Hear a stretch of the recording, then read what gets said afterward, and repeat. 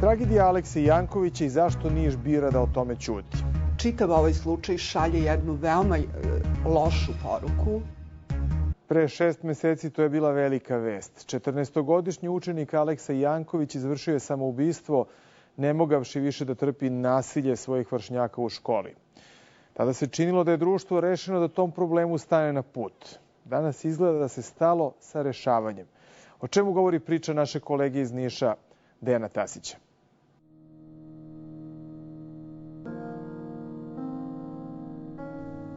Da li je 14-godišnji Aleksa Janković izvršio samoubistvo zbog maltretiranja vršnjaka u školi?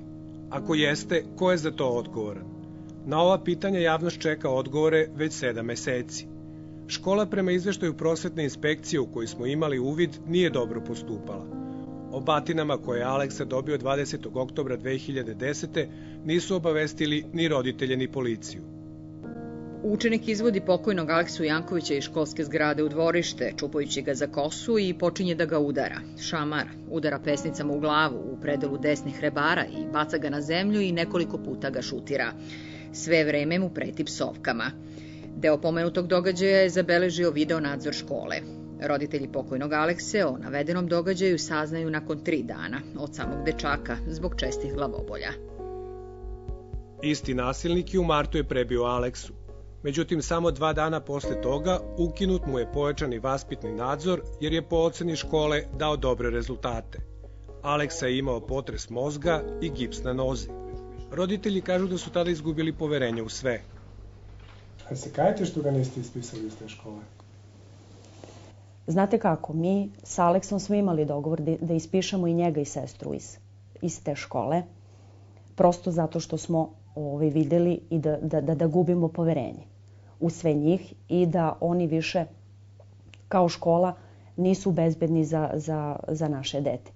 Međutim, Aleksa nije želeo da se ispiše iz škole i želeo je da završi. Aleksa je do zadnjeg dana, sedeći ovde sa mnom, pričao o svojim obavezama, o tome da će da popravi ocene, da će da bude odličan đak i naš dogovor je bio da ga ispišemo. O detaljima ovog slučaja nadležni u školi, policiji, kliničkom centru, ali i Ministarstvu prosvete ćute. Uglavnom se pozivaju na poverljivost informacija o maloletnicima, ali i sudski postupak koji je zatvoren za javnost. Zbog toga ne znamo da li je tačno da je školski policajac smenjen i da li su 3 policajaca iz policijske stanice Crveni krst suspendovana. 3, 4, 5 puta ja lično odem kod tog školskog policajca da vidim šta se dešava, jer ima toj priči kraja, opet se ponavljam. Pa tog isto školskog policajca 20 puta zovem na telefon koji nam je ovde ostavio da ga mi pozovemo direktno njega, da bi on reagovao. Pa onda patrola iz policijske stanice Crveni krst u Nišu, SUPA Niš. Znači dođe ovde 3 puta, pa niko ne reaguje. Međutim, ne ćute samo nadležni, već i lokalni niški mediji. Osim vesti o samoubistvu dečaka, drugih informacija nije ni bilo. Zorica Miladinović, dopisnica lista Danas, jedna je od retkih koja piše o ovom slučaju. Čitav ovaj slučaj šalje jednu veoma lošu poruku, a to je poruka nasilnicima da bi možda mogli da maltretiraju druge, a da im se pritom ništa ne dogodi ili dogodi malo toga. A šalju jednu nezgodnu poruku i roditeljima koji bi možda mogli da pomisle da ne treba da hodaju kroz institucije,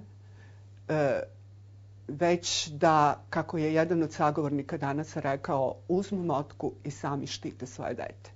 O neadekvatnom i neblagovremenom postupanju govore i u Kancelariji Zaštitnika građana.